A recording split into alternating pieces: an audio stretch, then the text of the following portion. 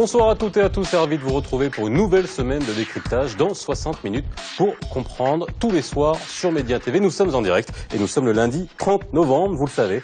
Tous les soirs de la semaine, nous essayons de décrypter pour vous ce qui fait l'actualité nationale et internationale. Nous le faisons en votre compagnie, vous le savez. N'hésitez pas à réagir sur les réseaux sociaux, la page Facebook de Média TV ou sur le compte Twitter de l'émission, le hashtag 60MPC. Les invités qui ont accepté d'être avec nous ce soir sont professeur Hakima Himmiche. Vous êtes présidente de la LCS, l'association de lutte contre le sida, créée en 1998, première ONG...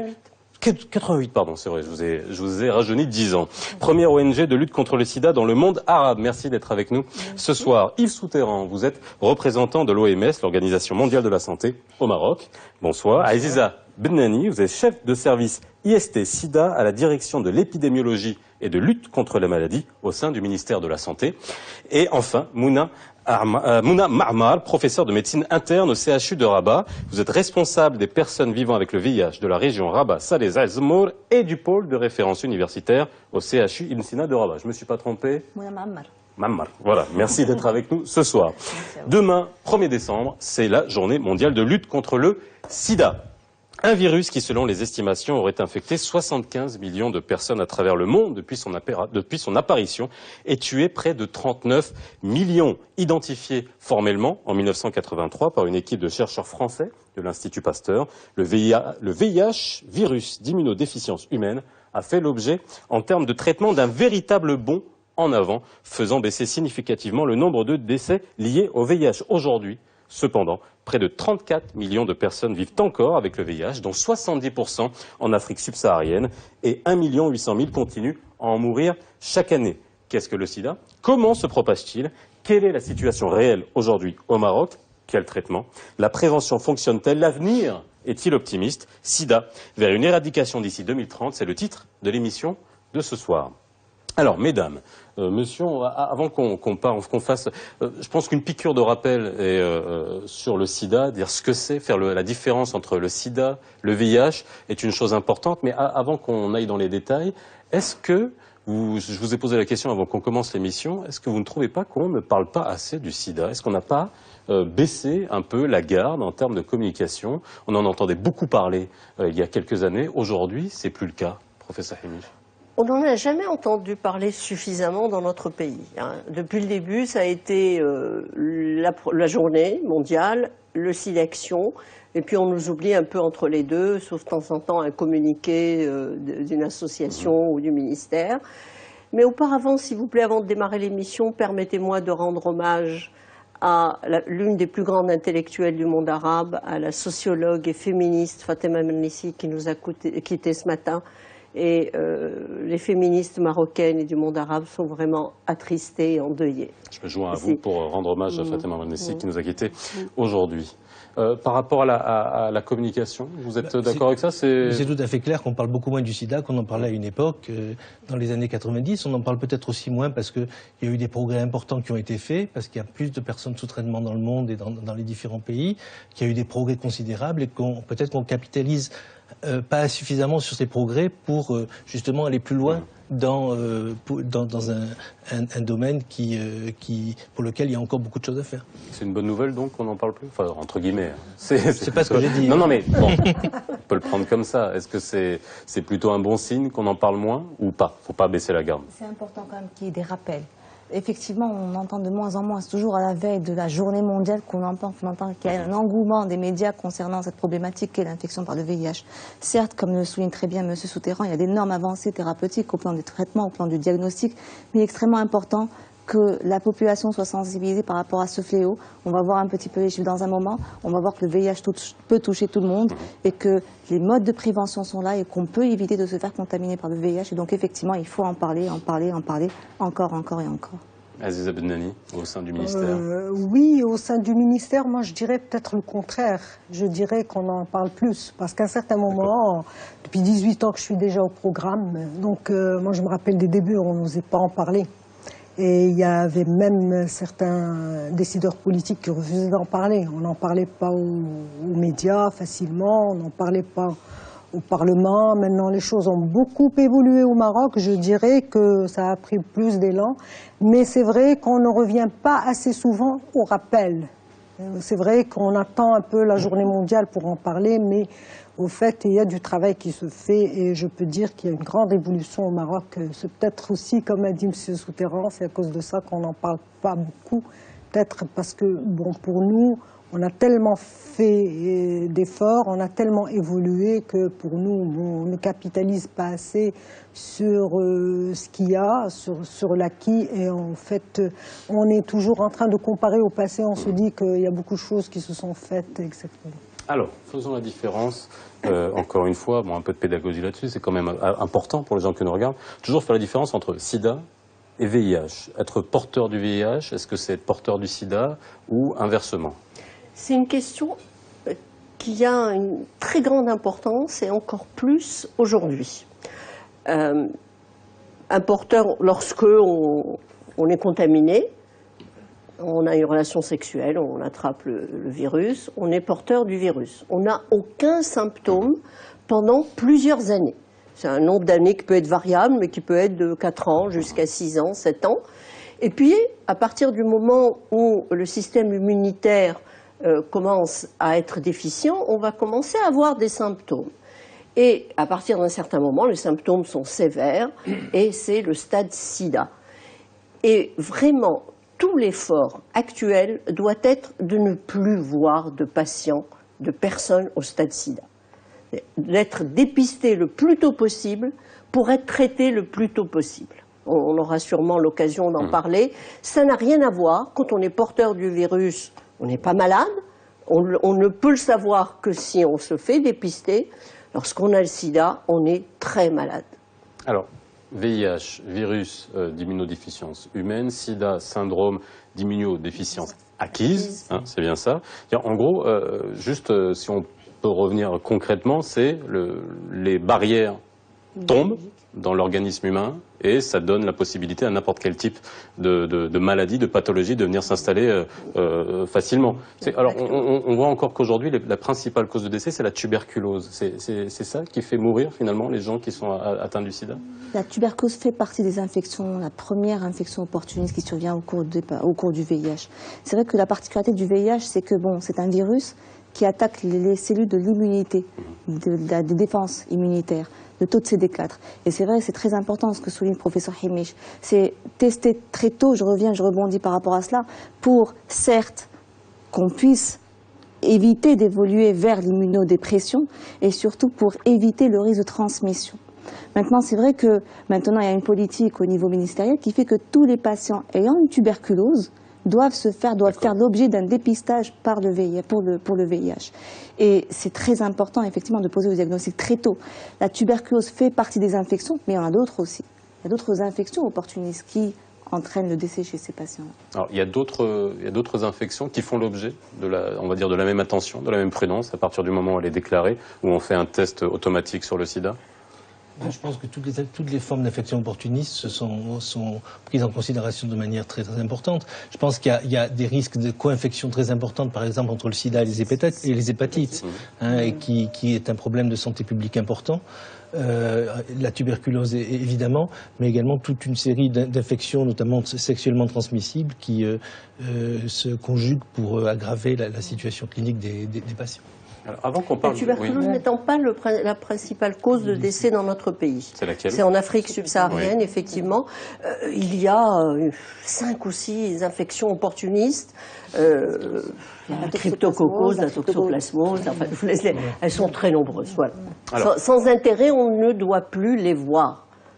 Alors, avant qu'on parle des causes, on va parler de prévention, on va parler de ce qui cause finalement le sida, mais aujourd'hui, quelle est la situation? J'ai donné des chiffres par rapport au monde. Le chiffre est quand même alarmant, en voyant que 70% des personnes porteuses du VIH le sont en Afrique subsaharienne. C'est encore aujourd'hui un challenge majeur. On sait que 2/3 de l'épidémie, c'est dans la partie subsaharienne de l'Afrique. C'est là qu'on retrouve les 2/3 des décès. Mais c'est également dans cette partie du monde que les plus grands progrès ont été faits. Je pense qu'on parle toujours de l'Afrique d'une manière très, très péjorative, alors qu'en matière de lutte contre le sida, s'il y a une région du monde où on a vu la plus grande augmentation d'accès au traitement, c'est très simple. En 2000, il y avait 11 000 personnes qui étaient traitées par antirétroviraux en Afrique. Il y en a 11 millions. On a multiplié par 1000 le nombre de personnes qui ont accès au traitement antirétroviraux. Ça s'est pas fait sans une mobilisation absolument extraordinaire, non seulement des gouvernements, mais également de l'ensemble des communautés. Donc on a en Afrique une situation qui est vraiment unique d'un continent qui a réussi à faire face bien évidemment, qui a encore des défis absolument énorme à affronter, mais qui a réussi à donner un exemple au reste du monde en matière de prise en charge, et en particulier à donner un exemple à la région dans laquelle le Maroc appartient, qui est la région MENA, qui est extrêmement en retard. 40% des personnes vivant avec le VIH en Afrique ont accès au traitement, 10% dans la région MENA. Voilà. Et pour compléter ce que dit Dr Yves Souterran, en Afrique subsaharienne, d'après les derniers chiffres de l'OMS, le nombre de nouvelles infections a diminué de 31% et le nombre de décès de 43%. C'est énorme quand on sait qu'il y a 15 ans, on nous disait c'est même pas la peine de donner le médicament en Afrique, ils sauront pas le prendre, ils savent même pas regarder l'heure. C'est un défi énorme et il faut quand même reconnaître aussi que c'est grâce aux communautés, au gouvernement africain, mais c'est aussi grâce à l'aide internationale dont on a toujours besoin. Où est-ce qu'on en est aujourd'hui au Maroc? Alors, j'ai des chiffres, hein, vous allez me dire si j'ai les bons chiffres. On estime à 32 000 personnes vivant avec le VIH, ici, au Maroc, dont 65% ignorent leur séropositivité. Comment on fait pour avoir ces chiffres? Est-ce qu'on est dans la situation réelle aujourd'hui? On a l'impression, alhamdoulilah, que c'est bas, mais est-ce que c'est la situation réelle? Au fait, c'est vrai que le Maroc accuse un faible taux de prévalence. Il est moins de 1% dans la population générale. Il y a de grandes disparités sur le territoire, oui, mais bon, mais on reviendra. il y a des régions, des villes qui accusent des épidémies concentrées. Ça veut dire quoi? Ça veut dire qu'on est moins de 1% dans la population générale, mais on est à plus de 5% dans les populations les plus exposées au risque. Notamment les usagers de drogue par voie injectable, les professionnels du sexe, les hommes qui ont des relations sexuelles avec les hommes, etc. Et donc, les estimations montrent actuellement qu'il y aurait 29 000 personnes vivant avec le VIH. Il y a une fourchette. Il y a une fourchette avec votre chiffre est bon et il est peut-être dû à quoi? Parce qu'au fait, c'est un modèle mathématique que proposent l'OMS et l'ONU-SIDA et on fait rentrer des variables, différentes variables dans ce modèle et à chaque fois qu'on ajoute une variable, l'estimation diffère. Donc en gros, on pourrait dire qu'on est dans les 29-30 000 personnes vivant avec le VIH. Donc, absolument, vous avez raison, 65% ignorent leur statut si on rapporte ce chiffre au nombre de cas déclarés qui en fin juin est de 10 633, en fin juin 2015. Et c'est le nombre de cas cumulés depuis le début de l'épidémie en 86. Et parmi ces personnes, il y en a qui sont décédés depuis le début de l'épidémie. Donc voilà, c'est le grand écart qu'on a. C'est pour ça que toute la stratégie actuelle va vers l'intensification du recours au dépistage. Parce qu'au fait, le dépistage est gratuit, le traitement est gratuit, mais il faut trouver ces personnes qui sont positives. Et c'est ça le problème. Quand on a comparé, bon, il y a eu dernièrement dans une réunion de l'OMS une présentation des différents pays. On a montré que le Maroc fait de grands efforts en matière de dépistage, mais au fait que le taux de positivité reste encore un peu faible, qu'il faudrait intensifier parce qu'il ne suffit pas de tester, mais il faut trouver ces personnes positives pour qu'elles aient accès au traitement. Mais juste revenir par rapport aux chiffres, hein, juste un dernier point là-dessus. On est bien dans un modèle qui est utilisé dans le monde entier, donc on est bien d'accord, on ne va pas les remettre en question. Mais c'est-à-dire, est-ce qu'on peut... Aujourd'hui, ce ne sont pas les cas déclarés. C'est-à-dire, ce sont... Voilà, bien sûr, parce qu'ils ne le savent pas eux-mêmes. Voilà, ils ne le savent pas eux-mêmes. Et ensuite, lors d'un décès, on ne sait pas nécessairement s'il y avait... On ne sait pas nécessairement. Hein, non, comme l'a dit le Dr Benani, c'est une accumulation de toutes les données qui existent, qu'on utilise des données de prévalence dans certains groupes, des données sur le nombre de cas notifiés, qu'on met dans un modèle. Et ce modèle donne une fourchette d'estimation qui est donc, dont le centre de fourchette est 30 000 au Maroc, mais il peut y avoir un peu plus, un peu moins. Ce sont des choses qui ont une marge d'incertitude relativement significative. Alors, on a une grande disparité. Vous avez parlé de régions où ça se concentre. On parle de Nador, par exemple. Hein. Oui. On est à 25%. Dans les usagers de drogue injectable. 5% parmi les personnes qui utilisent de l'héroïne par voie injectable et 80% d'atteinte par le virus de l'hépatite C. C'est énorme, énorme. Et heureusement, il y a des programmes qui sont en train d'être mis en place par le ministère de la Santé, par la société civile. D'échange de seringues, de substitution par la méthadone, c'est-à-dire de remplacement de l'héroïne par un médicament. Mais c'est encore insuffisant. Hein. Vous estimez qu'on est... c'est toujours dur de dire qu'on est bon élève dans ce genre de sujet, mais je veux dire dans le monde entier, dans la zone MENA, dans le monde entier, est-ce qu'on est en bonne voie? Non mais voilà, c'est pour savoir où est-ce qu'on se situe. Dans la zone MENA, le Maroc est le meilleur élève, il n'y a pas de doute. Si on voit les pourcentages de couverture de traitement antirétroviral en particulier, d'efforts qui sont faits auprès des populations les plus difficiles à atteindre, et dans tous ces pays, on parle de populations qui sont stigmatisées en raison de leur comportement. Le Maroc fait mieux que les autres pays de la région, c'est clair. Mais c'est vrai que le Maroc ne fait pas aussi bien que des pays d'Afrique qui ont été touchés beaucoup plus tôt, beaucoup plus massivement. Et si on se réfère au taux de couverture, par exemple, en antirétroviraux, le Maroc est loin de pays comme le Botswana ou comme même l'Afrique du Sud. Et il y a quand même un domaine où nous ne sommes pas mieux que nos voisins dans la région MENA, c'est la pénalisation des populations les plus concernées. Dr Benelli le disait, 0,1% dans la population générale, mais 5% parmi les professionnels du sexe, 5,5% parmi les hommes qui ont des relations sexuelles avec d'autres hommes, les usagers de drogue. Et toutes ces populations n'ont pas l'accès qu'elles devraient avoir aux structures de santé parce qu'elles sont discriminées, parce qu'elles sont pénalisées. Et nous n'avancerons pas, parce que c'est là qu'il faut aller chercher, qu'il faut aller dépister. C'est là que se trouve le plus grand nombre de personnes séropositives.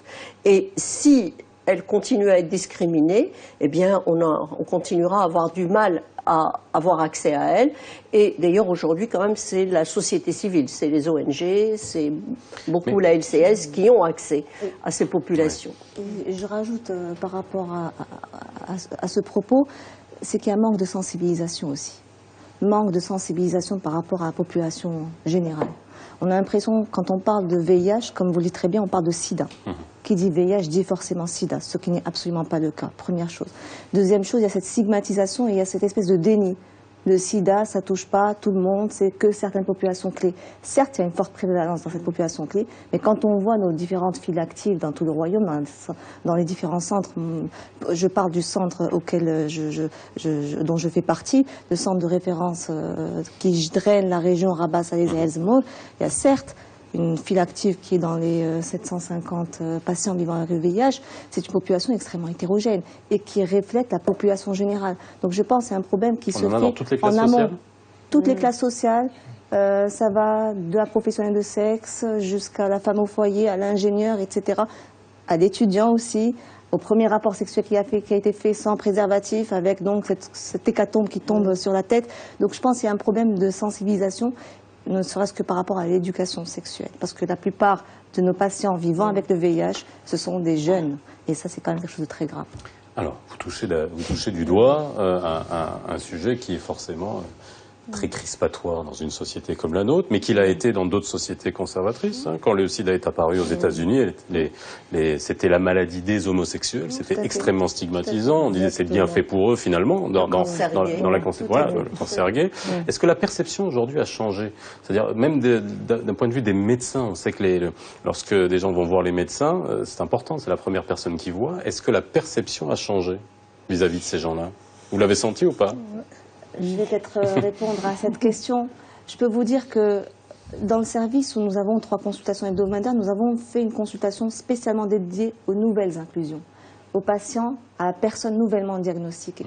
Parce qu'effectivement, d'abord, quand on a, et ce grâce aux différentes campagnes de dépistage, et un petit mot au passage, je profite quand même de l'occasion pour le dire, aux différentes ONG, et en particulier, c'est pas parce que le professeur Himish est ici sur le plateau, mais un grand merci notamment à la LCS de Rabat, qui nous fait effectivement des campagnes de dépistage et de sensibilisation, ce qui fait que nous avons de plus en plus de nouvelles inclusions à un stade précoce. Il fut un temps où le diagnostic était fait à un stade tardif. Maintenant, on a quand même de plus en plus de cas diagnostiqués au stade de séropositivité, ce qui est quand même une chose extrêmement positive et extrêmement importante. Séropositif, c'est qu'on détecte le VIH. Tout à fait. Détecté sans pour autant avoir d'infection opportuniste. Tout à fait. Et donc, quand on voit un petit peu, c'est véritablement l'hécatombe. La personne vient, d'abord, il y a une espèce de déni de la maladie. Et là, c'est toute l'éducation thérapeutique, la médiation qui est derrière.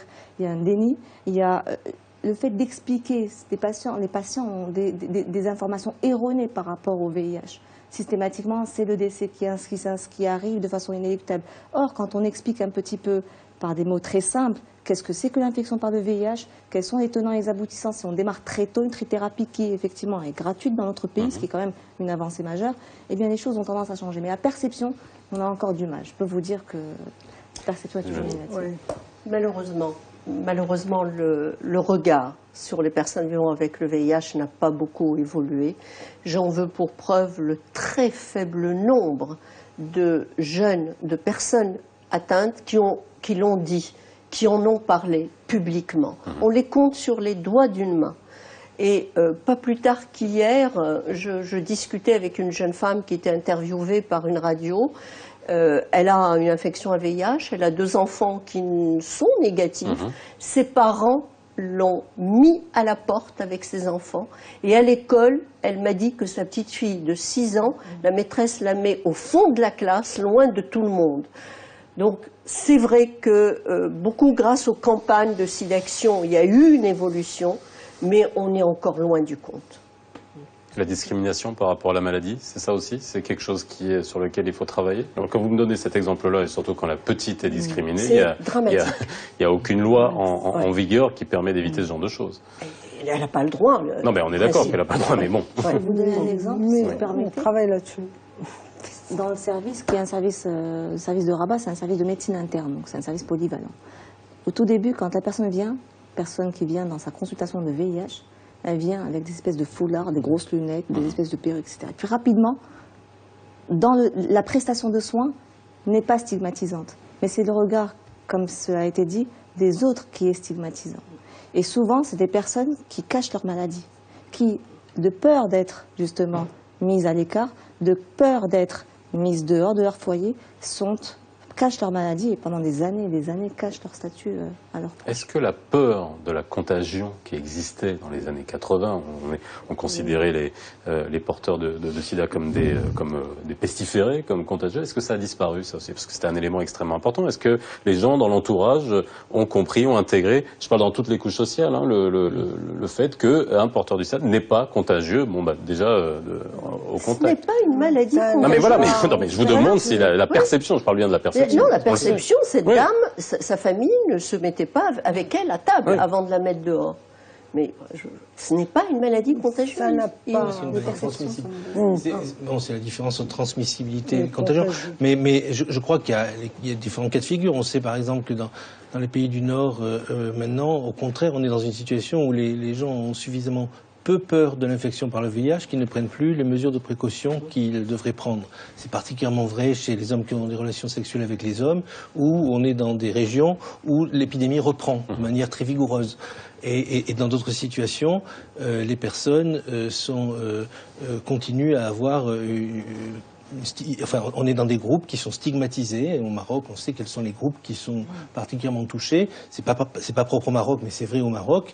Et le fait d'être porteur de ce virus, à la fois signifie qu'on doit déclarer qu'on est porteur et en même temps qu'on doit déclarer qu'on est membre d'un groupe qui est stigmatisé. Donc c'est extrêmement compliqué pour les personnes de gérer cette situation. D'où les situations comme vous l'avez décrite. Moi, j'avais été aussi visiter l'hôpital d'Agadir et j'ai vu exactement cette situation de gens qui étaient complètement cachés parce que ils ne voulaient pas que dans la salle d'attente, les personnes ne les reconnaissent.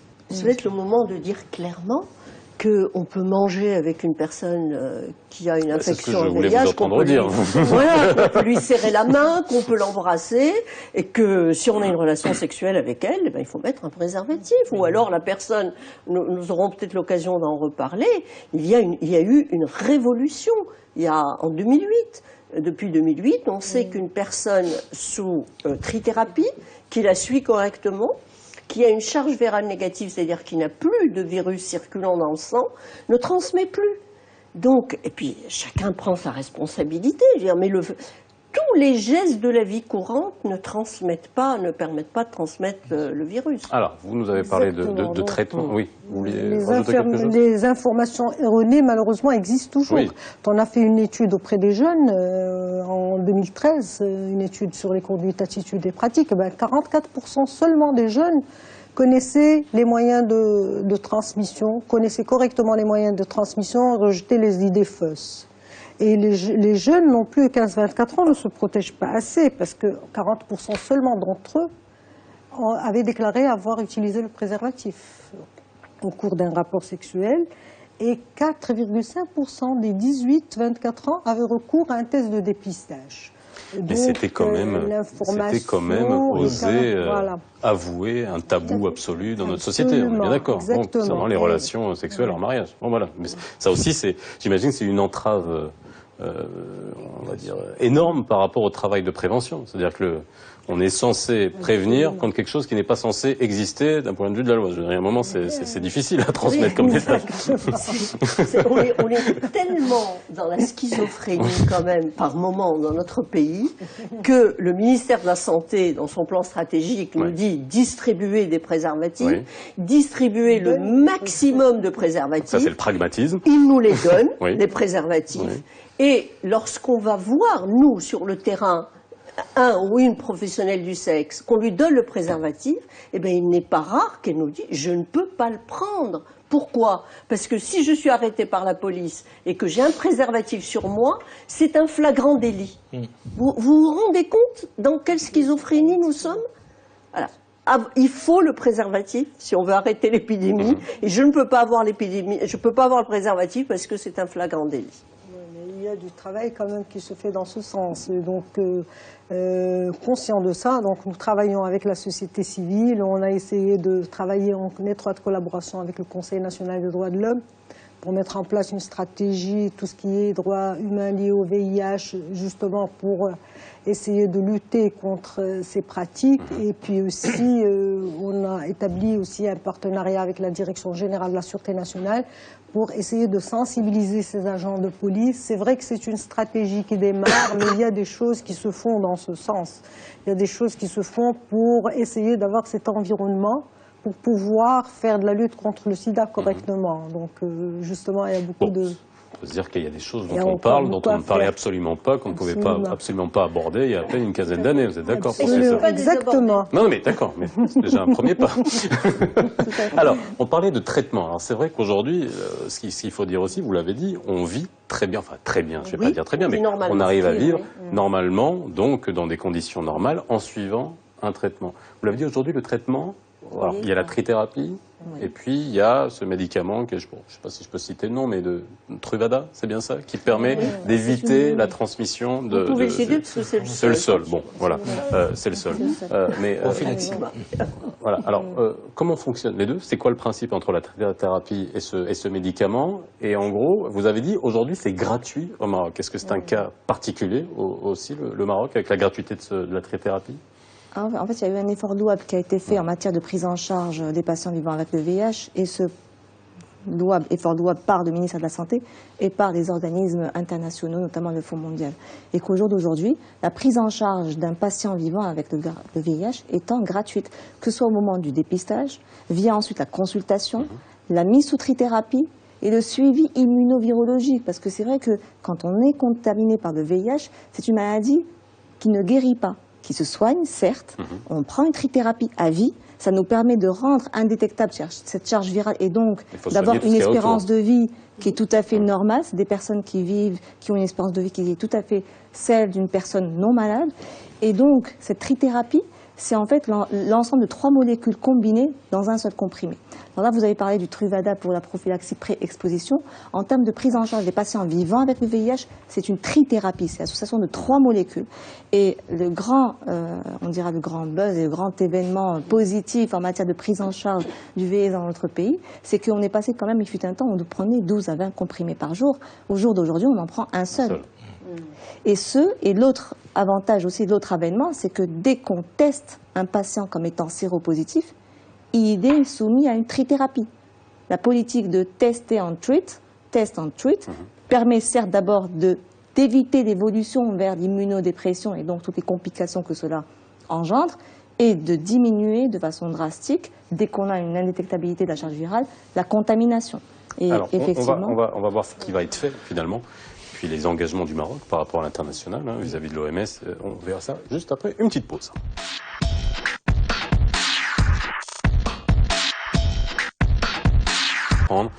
Ce soir, alors il y a des nouvelles recommandations qui avaient été émises en 2013 par l'OMS, en 2015 pardon, en 2013 et en 2015. Dans quelle mesure le Maroc est-il en adéquation, en ligne avec les recommandations? Déjà, quelles sont-elles ces recommandations? Les recommandations les plus récentes de l'OMS, c'est le traitement pour tous. C'est-à-dire que jusqu'à présent, le traitement était initié à un niveau de CD4, qui a augmenté au fur et à mesure du temps. Maintenant, on dit général, ça fait pas de mal. CD4, c'est quoi?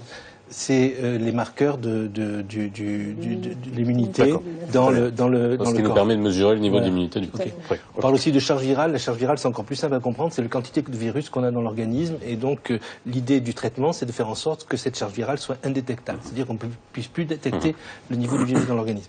Donc, jusqu'à présent, on recommandait d'initier le traitement à partir d'un certain niveau de CD4. Maintenant, on dit tout le monde, toute personne séropositive doit être immédiatement mise sous traitement. Donc ça, c'est des recommandations générales, ce qui est relativement compliqué parce qu'on passe de 30 millions à 37 millions de personnes à traiter. Et au Maroc, ça veut dire aussi une augmentation significative du nombre de personnes à mettre sous traitement. Mais le Maroc, je pense que le Dr Benani pourra le confirmer, a récemment inclus dans ses nouvelles recommandations cette proposition de l'OMS de traiter toutes les personnes séropositives. C'est-à-dire qu'à partir d'aujourd'hui, une personne séropositive au Maroc devrait pouvoir bénéficier du traitement, à condition bien sûr qu'elle ait été dépistée et qu'elle soit informée de son statut sérologique, puisque c'est là qu'est la pierre d'achoppement d'une grande partie de la politique. Il y a aussi la PrEP dans les recommandations de l'OMS. Oui. Alors, la PrEP, on en parlait tout à l'heure, c'est la prophylaxie post-exposition. On sait que dans pré-exposition. J'ai dit post, excusez-moi, pré-exposition. Oui. Post, ça existe aussi, mais c'est beaucoup plus ancienne. Donc pré-exposition.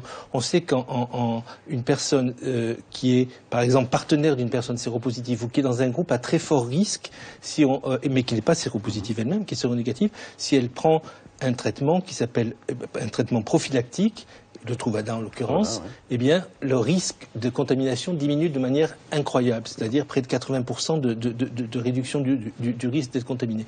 Et donc ça, c'est une nouvelle recommandation de l'OMS qui recommande aux pays d'inclure dans leurs recommandations thérapeutiques l'utilisation de la prophylaxie trithérapie pour permettre à la personne de vivre à peu près normalement.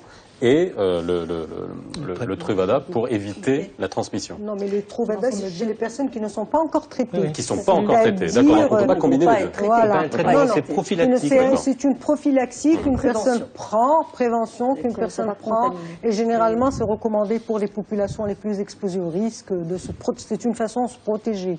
Et on conseille la plupart du temps la double protection, aussi bien le Truvada que le port de préservatif quand il s'agit d'une transmission sexuelle. Et donc, c'est ce qui se passe. Mais le Maroc n'a pas encore intégré la prophylaxie pré-exposition. Par contre, le concept testé et traité, professeur Maham l'a bien dit avant moi, est déjà adopté par le Maroc depuis mai 2015.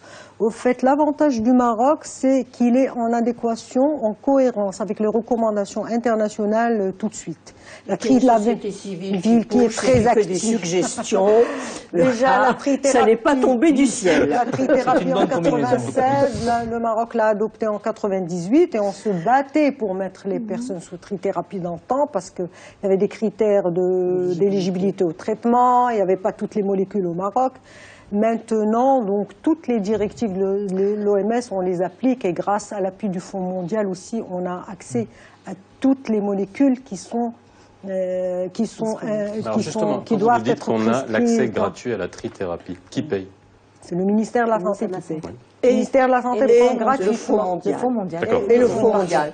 Mais actuellement, on est à 70, sinon 80% sur le budget de l'État pour les médicaments. Je voudrais, s'il vous plaît, revenir à la prévention pré-exposition pour dire que Madame la ministre de la Santé de la République française, Madame Marisol Touraine, a mis 6 mois à prendre la décision de l'appliquer et de la faire rembourser, et de faire rembourser le Truvada par la sécurité sociale, alors que la France le paye au prix fort, pas au prix du générique, ce qui était vraiment, elle a été très poussée par la société civile, et c'est une mesure qu'il faut mettre en place chez nous. J'en profite pour dire que nous avons déposé au ministère de la Santé un projet de recherche pour voir la faisabilité dans notre pays. Depuis 4 mois, j'espère qu'ils vont bientôt nous répondre. J'en profite pour qu'ils nous répondent rapidement, pour qu'on fasse l'étude. Quelqu'un est déjà arrivé à vous freiner de toute façon? Bon. Lorsque Dr Beneni dit nous avons tous les médicaments, elle a raison et elle n'a pas raison. Nous avons toutes les molécules, nous avons facilement toutes les molécules qui sont disponibles sous forme de générique. Et aujourd'hui, la trithérapie coûte 90 dirhams par mois et par patient. Ça avait commencé à 12 000 dirhams par mois, c'est bien ça? 13 000 dirhams. Avec moi, c'était 12 000 dirhams. J'ai démarré à 12 000. Les jeunes ne le savent pas, mais on a démarré à 12 000. Aujourd'hui, effectivement, c'est 90 dirhams pour les molécules anciennes qui sont disponibles sous forme de générique.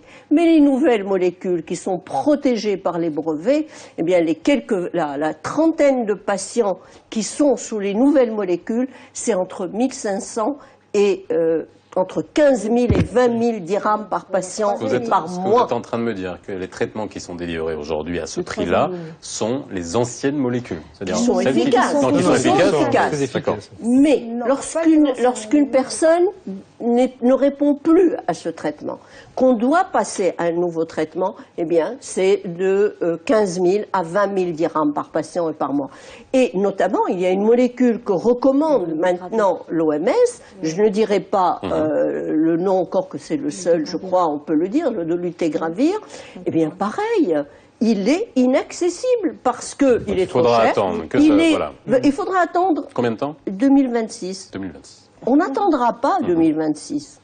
Et il faudra qu'on se batte avec notre ministère pour que ce qui a été fait pour l'accès au traitement de l'hépatite soit fait pour les antirétroviraux qui sont sous brevet et auxquels nous n'avons pas accès. Alors justement, en rapport à ce que vous venez de dire, j'ai un tweet qui nous dit « Tout est possible quand on s'en donne les moyens. D'abord le dépistage à grande échelle et bien sûr un accès facile et peu onéreux au traitement avec le consentement, je mets entre guillemets, de ces fauves, entre guillemets, de l'industrie pharmaceutique. » Bon, je dis encore une fois, c'est un tweet. Oui. On est bien d'accord. Oui. Parce que bon, on va tempérer parce que l'industrie pharmaceutique permet quand même de développer des médicaments dont on a besoin. Mais vous êtes d'accord avec ce type de... Aujourd'hui, l'adhésion... C'est une bataille. Il n'a pas tort, l'auteur du tweet.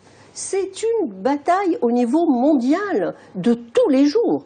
Les activistes se battent tous les jours pour essayer de faire baisser les prix. Et d'ailleurs...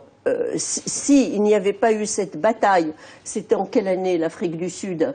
2000. En année 2000. 2000, les laboratoires, 5 laboratoires ont intenté un procès au gouvernement d'Afrique du Sud, pays où il y avait déjà à l'époque, je crois, 5 millions de personnes vivant avec le VIH. Et on n'aurait pas eu les baisses de prix. Et il y a aussi les organismes internationaux qui essaient de négocier avec l'industrie pharmaceutique. C'est quand même des bénéfices assez indécents. Juste par rapport à la trithérapie, la tripla dont on vient de parler qui coûte 90 dirhams est peut-être une molécule ancienne, ce sont peut-être des molécules anciennes, mais qui sont quand même dans les guidelines en très première ligne de traitement. C'est vrai que le dolutegravir est en première ligne aussi, il est indiqué, il est onéreux, mais il ne faut quand même pas mettre de côté les anciennes molécules qui sont quand même tout aussi efficaces et que... Donc, on n'a pas parlé de la transmission de la mère à l'enfant. C'est vrai qu'on n'en a pas parlé, mais aujourd'hui, qu'est-ce qu'il en est? Est-ce que c'est bien contrôlé? Est-ce que là aussi, à travers les traitements, est-ce que ça permet de limiter la transmission d'une mère porteuse du VIH à son enfant? Il y a plus d'enfants contaminés dans les pays du Nord qui ont généralisé l'accès à ce qu'on appelle la prévention de la transmission de la mère à l'enfant, qui est en fait la prescription d'antirétroviraux à la mère pour éviter que son enfant naisse séropositif. Et le problème, c'est qu'actuellement, soit les femmes ne sont pas suffisamment dépistées, soit l'accès à la prévention de la transmission de la mère à l'enfant n'est pas suffisamment diffusé. Donc il y a toujours des obstacles. Mais grosso modo, si on avait 30% de risque qu'un enfant soit séropositif lorsque sa mère l'était, maintenant on est descendu à 14% en médiane au niveau mondial. Mais on peut arriver à zéro. On peut arriver à zéro enfant contaminé assez facilement par des méthodes qui sont les méthodes classiques de prescription d'antirétroviraux. Pour ça, il faut se donner les moyens, et notamment renforcer le dépistage auprès de la femme, auprès des femmes enceintes et pour découvrir celles qui sont séropositives. Cela étant, en pratique, on le voit tous les jours, nous avons des femmes enceintes qui arrivent au 3e trimestre qui sont nouvellement dépistées.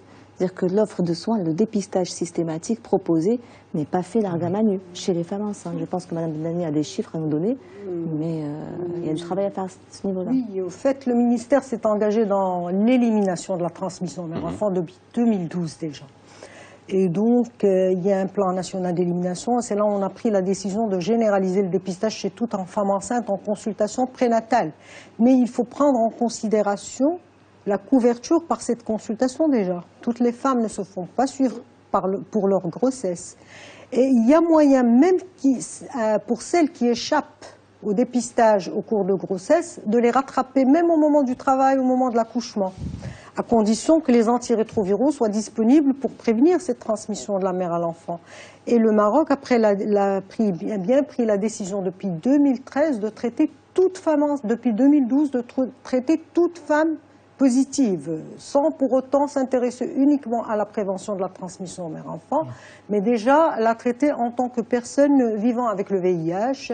Et il y a un protocole de surveillance du nouveau-né jusqu'à confirmation ou affirmation du diagnostic à l'âge on le suit jusqu'à l'âge de 18 mois et toutes les technologies sont là pour le suivre. C'est une technologie de biologie moléculaire. Docteur malgré les antirétroviraux dans toutes les maternités dans le royaume. Absolument, c'est ça. À condition, j'ai bien dit que à condition que les antirétroviraux soient là. Donc il n'y a pas encore de généralisation dans toutes les maternités. Je note. Et il y a au fait, vous m'avez perdu. C'était la généralisation. On a bien compris que le dépistage... Mais c'est ce que j'allais dire, que la couverture par le traitement pour la prévention de la transmission mère-enfant a quand même augmenté. On est passé de 12% en 2007 à actuellement, c'est toujours des estimations, 51% des femmes qui sont, presque 52% des femmes qui sont positives sont sous traitement pour prévenir cette transmission mère-enfant. Alors, on a bien compris que le dépistage, c'était un élément extrêmement important, de massifier le dépistage. Est-ce qu'il n'y a pas aujourd'hui des techniques d'auto-dépistage? Ça existe? Bien sûr. Non? Oui. Bien sûr qu'elles existent. Encore Marisol Touraine. Elle les a commercialisées. Cette chère Marisol Touraine. Ils sont commercialisés en France. Et ça coûte cher? Il faut se battre. Ça coûte combien? 25 euros. 25 euros. 300 Mais dirhams. franchement, il y a beaucoup de personnes, quand elles vont dans un laboratoire, elles payent le même prix pour faire un test. Si elles ne viennent pas dans les centres du ministère de la Santé ou dans les centres des associations. Donc déjà, il y a des personnes qui peuvent payer 25 euros, mais il suffit que plusieurs pays du Sud les commercialisent pour qu'il y ait une négociation du prix. Le prix peut baisser très, très rapidement. Il suffit de prendre la décision, d'en faire la promotion. Et franchement, il n'y a aucun obstacle. Il y a un accompagnement, certes. Il faut qu'une personne qui s'est fait dépister puisse avoir un soutien psychologique si elle en a besoin. Oui, parce que j'imagine que si on découvre ça dans sa salle de bain, c'est... il faut ça. Et la personne qui se fait tester doit savoir que c'est pas la fin du monde. On pourrait penser si à elle faire est ça dans une séropositive. pharmacie, comment on peut prendre sa tension, etc. Est-ce que c'est quelque chose qui... Le choix, il est de le faire chez soi parce qu'on ne veut pas justement le faire médiatiser par quelqu'un d'autre. Donc ça, il faut ouvrir la possibilité de dépistage. Et le dépistage communautaire, je suis étonné que Michel n'a pas encore parlé. Il y a renforcer le dépistage dans les centres de santé, c'est-à-dire assez systématiser ça. C'est recommandé depuis longtemps que toutes les personnes qui ont la tuberculose, toutes les personnes qui ont des maladies sexuellement transmissibles, toutes les femmes enceintes, on leur propose le dépistage, mais il faut systématiser ça. Bien évidemment, il faut que ça soit accepté, il faut respecter un certain nombre de règles qui sont très importantes en matière de consentement, il faut pas obliger, mais il faut proposer systématiquement. Et puis, il y a le dépistage communautaire, qui est une autre forme, qui est maintenant très développée dans plusieurs pays d'Afrique, et que là, le Maroc, Très promu. je ne me permettrai pas, mais... Vous en avez tous des micros, vous les utilisez comme vous voulez. Mais Alors, le consentement, est-ce qu'il est important? Je reviens, Ouais, et on a parlé communautaire. du côté juridique, mais est-ce que Dans tous c'est les important? C'est-à-dire que moi, je vais faire un bilan de routine, faire une prise de sang pour autre chose. Est-ce que le dépistage du VIH est automatique? Non. Ou alors il faut que ça soit moi qui le demande? Il ne l'est que dans le cadre du don du sang. Parce que pour le don du sang, c'est Parce qu'il y a obligatoire. transmission, bien sûr. Mais même pour le don du sang, il y a une consultation à l'avance. Avant de prendre du sang chez quelqu'un, Il y a il un passe en comportement à consultation, on lui parle, on élimine les personnes qui ont des comportements à risque, etc.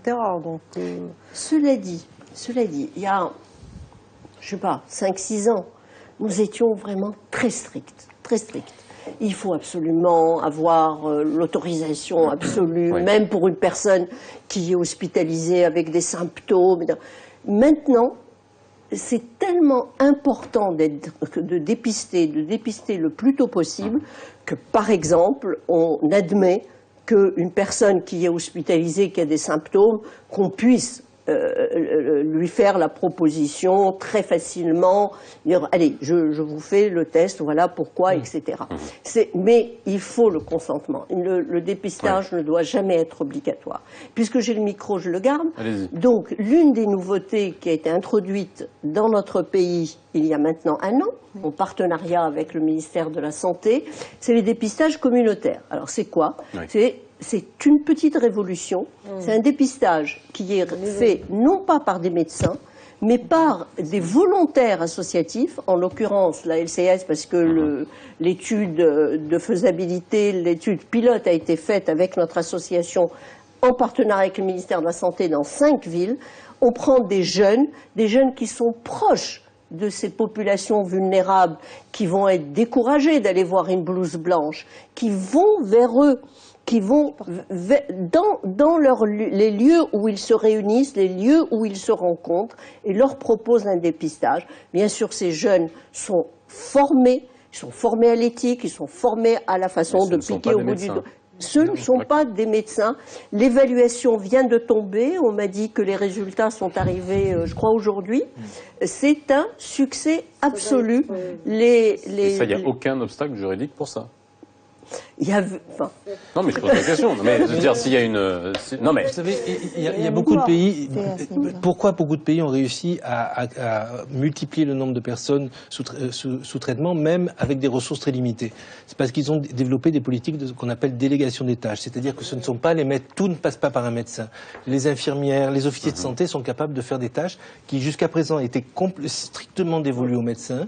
Et maintenant, on considère qu'une infirmière peut, par exemple, initier un traitement, ou bien peut suivre un patient qui est sous traitement. Et donc, c'est parce qu'on a renforcé la capacité de l'ensemble des ressources humaines en santé de pouvoir réaliser ces tâches que les pays réussissent. Donc, je crois qu'il faut multiplier ce genre d'initiative si on veut vraiment pouvoir, aussi bien dans le dépistage que dans la prise en charge, pouvoir réaliser le passage à l'échelle. Dans la pratique, dans la vraie vie, en général, quand on propose le test, rare, c'est exceptionnel que la personne qui est devant vous refuse le test.